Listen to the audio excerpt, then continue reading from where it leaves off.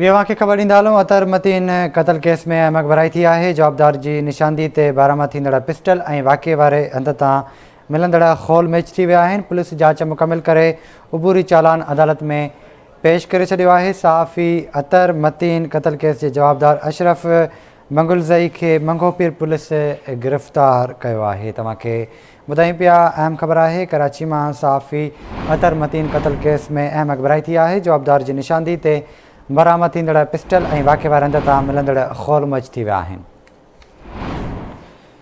Police जांच मुकमिल करे उबूरी चालान अदालत में पेश करे छॾियो आहे। चालान में जणायो वियो आहे त सहाफ़ी अतर मतीन क़तल केस जे जवाबदार अशरफ मंगुलज़ई खे मंगोपीर पुलिस गिरफ़्तार कयो आहे।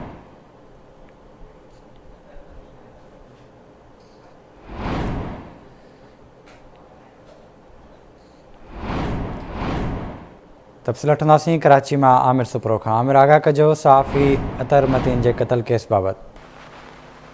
जी बिशारत, सहाफ़ी अतर मतीन खे जेको नाज़िमाबाद वारे इलाइक़े में क़तल कयो वियो उनजी जेको आहे अॼु चालान पेश कयो वियो आहे ऐं उन चालान में ॼाणायो वियो आहे त जेके उन जॻह ते खोल मिलिया आहिनि उहे जेको आहे फॉरेंसिक रिपोर्ट मुताबिक़ उन सां मैच थिया आहिनि।